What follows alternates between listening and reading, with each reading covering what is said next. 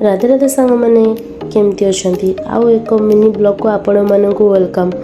Actually मु आपण मानक आज गोटे चूड़ार रेसिपी नहीं आसी जोटा कि ब्रेकफास्ट आपण मैंने खाई पारे बहुत ही हेल्दी।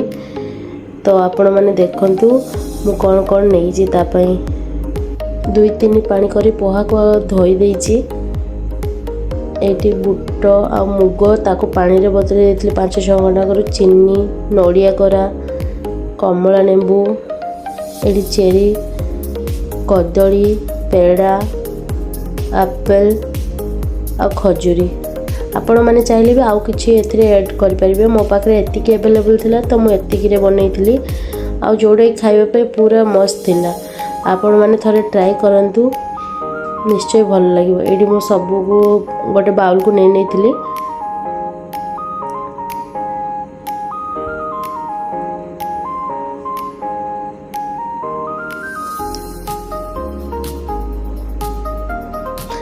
प्रीवियस वीडियो रे आपण माने मते बहुत भल पाइबा देथिले ता पई बहुत बहुत धन्यवाद। एठी मु कटाई सब फ्रूट्स को नहीं नेली गोटे बाउल ने जो मु चौड़ा को आगरू धोई के रखिली।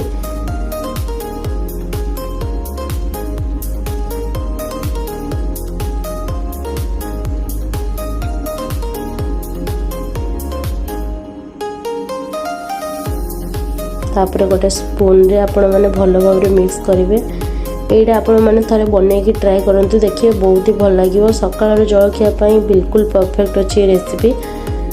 तो आपण मानक जदि मो वीडियो भल लगी ताले लाइक शेयर आ फॉलो करिया पाई जमा भी भूलिबेनी मो चैनल। ताको भल कि मिक्स कला परे हमर रेडी गला ब्रेकफास्ट।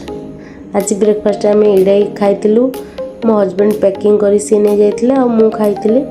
आमको तो बहुत भल लगे। आपण मानक केमती लगिला कमेंट माध्यम रे निहाती जणैबे। रहिली सांग माने जय जगन्नाथ बाय बाय।